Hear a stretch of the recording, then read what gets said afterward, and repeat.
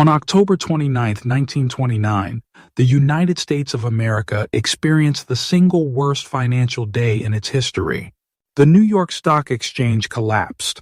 Fortunes built over decades vanished in hours. Banks across the country shuttered their doors.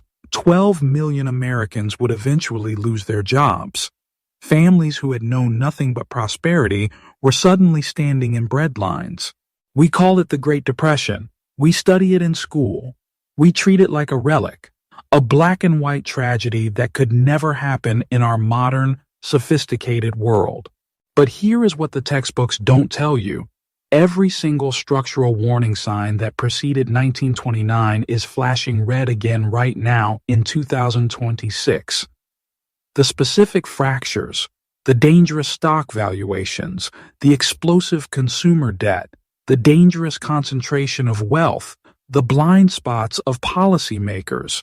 They are not just back, they are worse. I'm not here to scare you. I'm here to show you the evidence, fact by fact, number by number. Because if history has taught us anything, it is this. The people who saw it coming were the ones who survived it. This is a warning, and it is based entirely on verified facts. Let's start with the stock market, the most visible warning sign. Before the 1929 crash, American investors had convinced themselves they were living in a new age of endless prosperity. Radios, cars, electricity. A wave of new technology was transforming the economy. Economists like Irving Fisher looked at this boom and famously declared that stock prices had reached, and I quote, a permanently high plateau. He was wrong in one of the most catastrophic ways in financial history. Today, replace radios and cars with artificial intelligence, and the story is almost word for word identical. Wall Street is telling us that AI will change everything, that old rules of valuation no longer apply. So let's look at the actual numbers. Economists measure stock market danger using something called the CAPE ratio, the cyclically adjusted price-to-earnings ratio. It compares stock prices to 10 years of averaged earnings, adjusted for inflation. It is the most reliable long-term thermometer we have for market overheating. In 1929, at the peak before the crash, the CAPE ratio stood at 32.6, a level economists considered dangerously high. As of January 2026, the CAPE ratio sits at 40.58, the second highest reading in 155 years of recorded data, surpassed only by the dot-com bubble of 1999. That is not a technicality. That is a five-alarm fire. We are paying more for stocks relative to actual corporate earnings than at any point in American history except the year before the dot-com crash, which itself wiped out nearly half the stock market's value. And just like in 1929, the gains are concentrated in a handful of companies. In 1929, the market was carried by Radio Corporation of America and a few giant utilities.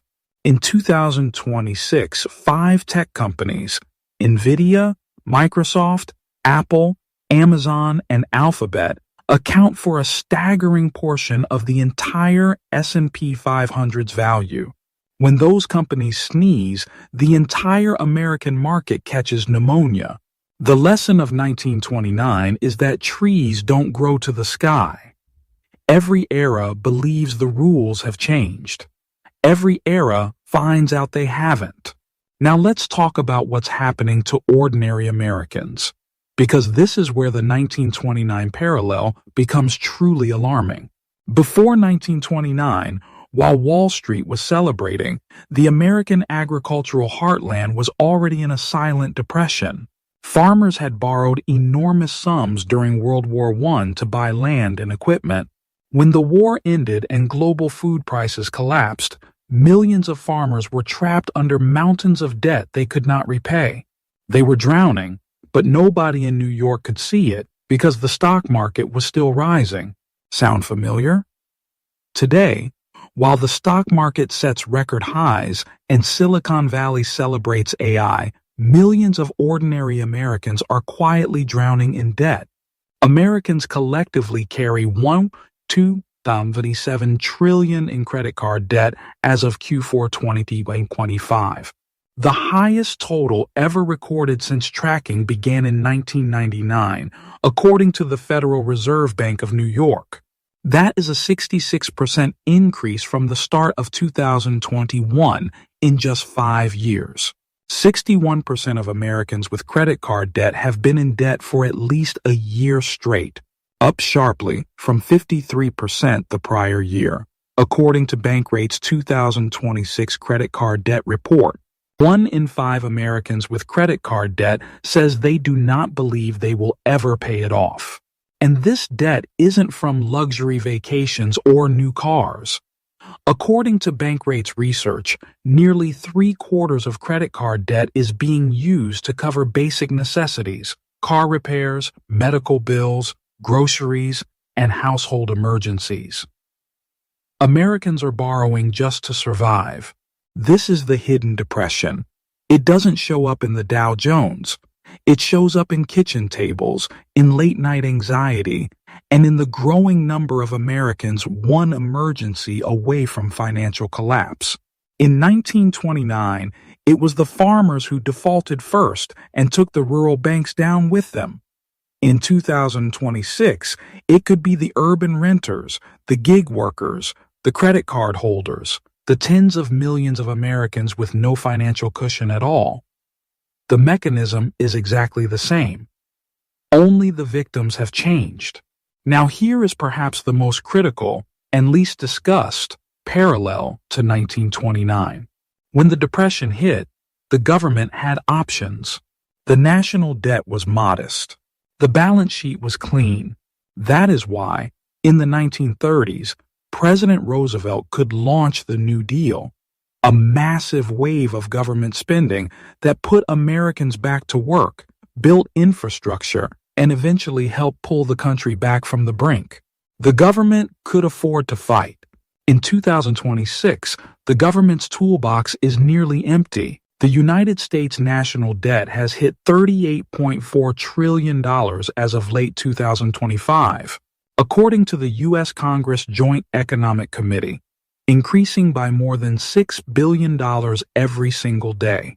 Total federal debt now equals approximately 122% of America's entire GDP, a ratio that historically signals severe fiscal distress.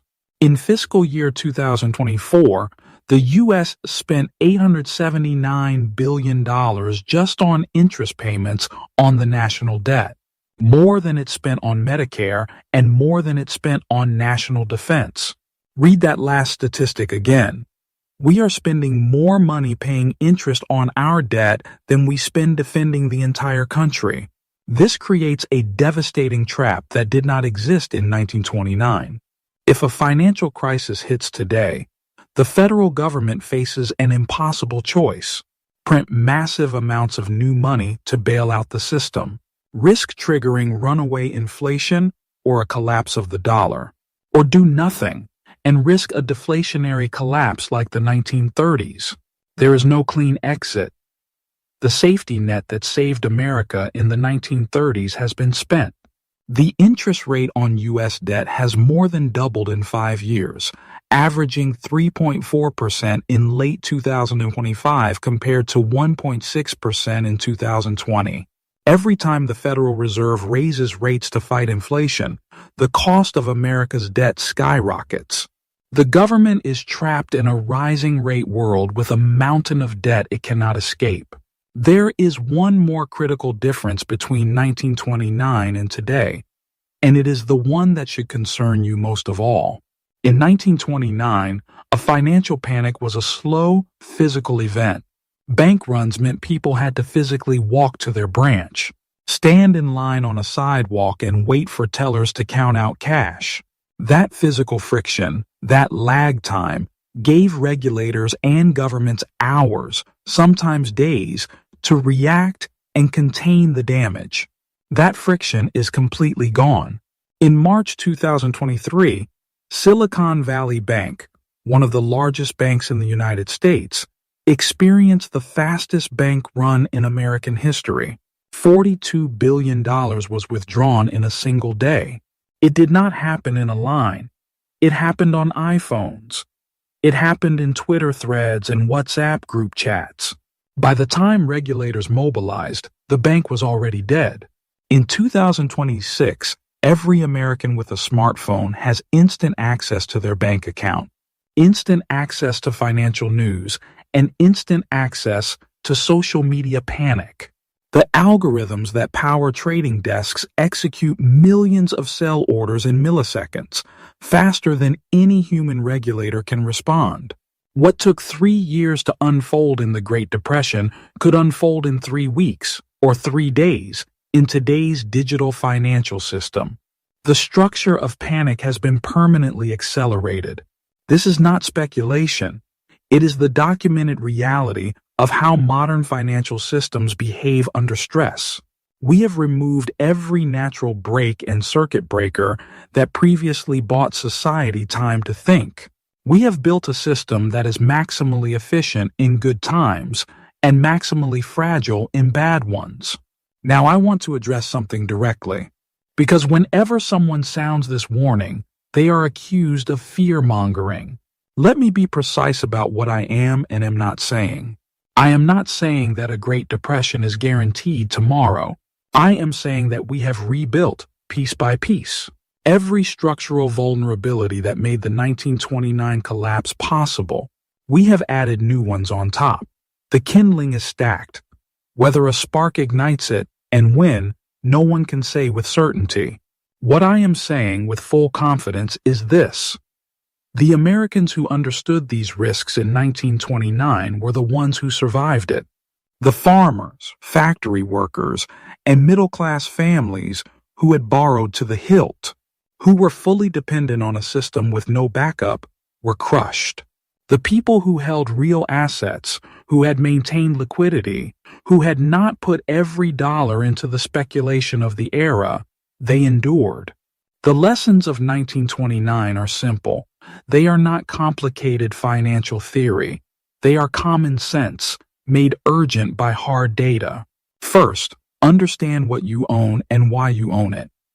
If you are holding stocks not because you understand their value, but because they seem to go up forever, that is the same psychology that destroyed investors in 1929. Second, consumer debt is your greatest vulnerability. The $1.277 trillion in credit card debt Americans collectively carry is not just a personal finance problem. It is a systemic risk. If a shock hits, job losses, a market crash, a banking crisis, the Americans with no financial cushion will be the first to default. And those defaults will ripple through the banking system exactly as they did 97 years ago. Third, do not rely entirely on the government to catch you. With a national debt of $38 trillion, equal to 122% of GDP, Washington's ability to launch another New Deal is severely constrained. The institutions that protected Americans in past crises, the FDIC, unemployment insurance, Social Security, still exist. But the government's capacity to go beyond them, to mount a massive rescue operation, is far smaller than it was in the 1930s. And fourth, perhaps most importantly, pay attention. The Great Depression did not announce itself. It arrived when everyone least expected it, at the peak of a boom that seemed like it would never end.